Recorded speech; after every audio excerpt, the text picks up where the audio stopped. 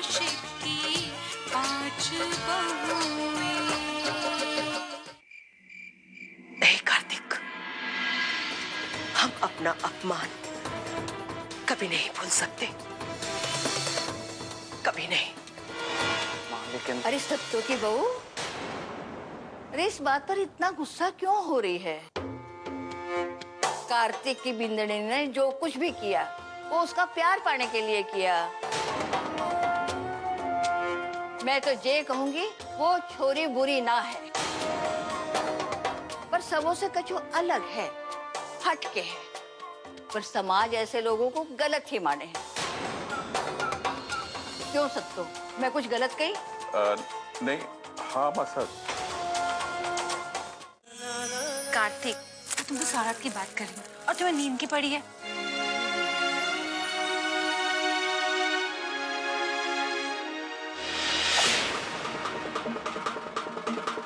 तुम nervous feel कर रहे हो? लवली, शायद तुम मेरा किया हुआ वादा भूल गई। जब तक माँ तुम्हें अपनी 5वीं बहू के रूप में स्वीकार नहीं करते थे, तब तक हम दोनों के बीच पति पत्नी का रिश्ता कायम नहीं हो सकता।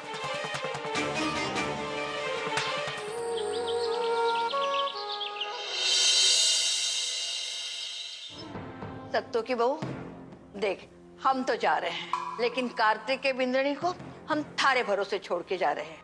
इसको अपनी देखरेख में अच्छी तरह समझाना सिखाना चोखो है ना?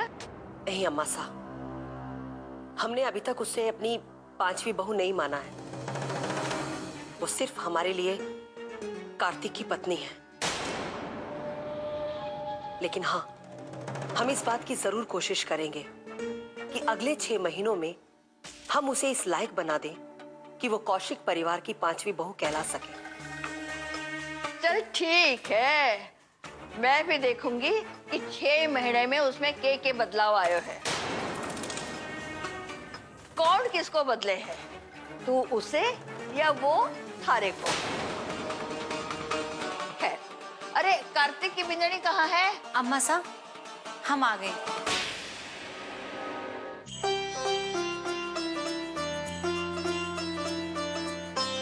जीती रहे।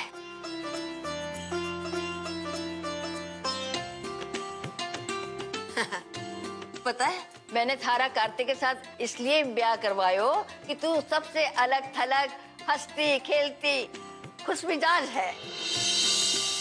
तो मैं थारे से उम्मीद करी हूँ कि 6 महीने में तू इस घर में जरूर बदलाव लावेगी। अपने जैसा हंसना बोलना सबको सिखा देगी। देख, अभी तो मैं जाऊं हूँ, लेकिन 6 महीने बाद जब मैं वापस आऊंगी ना, पूरा घर बदलो हुए नजर आना चाहिए। हर जगह हंसी खुशी की लहरें उठती दिखलाई पड़नी चाहिए। चोखो है ना?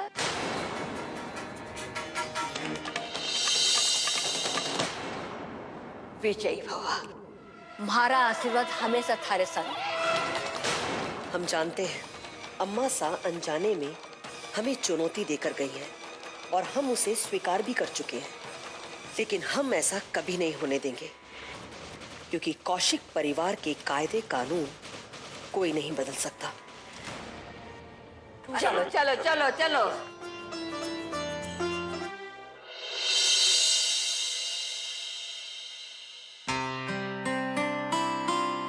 शिबू बेटा।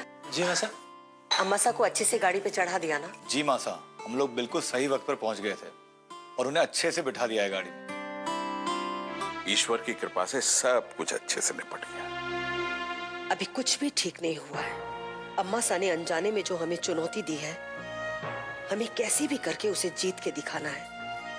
लेकिन हाँ, हमें योजनाबद्ध तरीके से लवली को कार्तिक की पत्नी से कौशिक परिवार की बहू में बदलना है, और ये काम हम जल्द से जल्द आरंभ कर देंगे।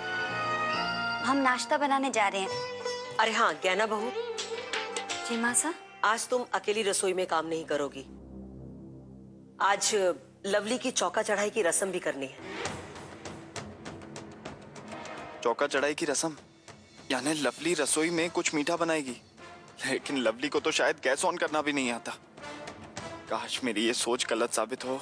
ज्ञाना बहू, तुम लवली को बहुत अच्छी तरह से समझा देना कि ये जो रस्म है ये बहुत ही महत्वपूर्ण होती है। वो जो कुछ भी बनाए वो सच्चे मन से और बहुत अच्छी तरह से बनाए।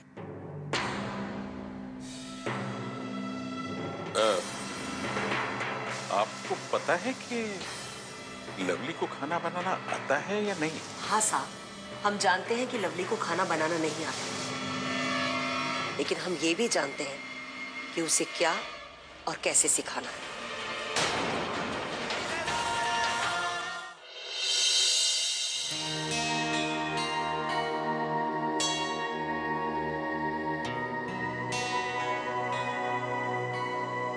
लवली, तुम्हें कुकिंग के बारे में कोई आइडिया है?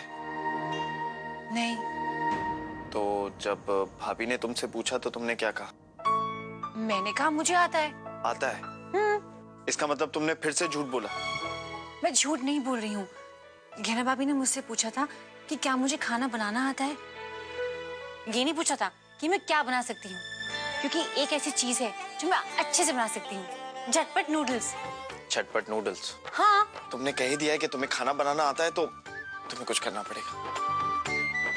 तो एक काम करते हैं, बाहर से खाना ऑर्डर कर लेते हैं। नो नो नो, देखो ऐसी बेवकूफी करने के बारे में तुम सोचना भी मत। खाना तो दूर, माँ तो देख के पहचान जाएगी कि ये खाना तुमने नहीं बनाया। तुम चिंता मत करो, सब कुछ ठीक हो जाएगा, मैं संभाल लूंगी।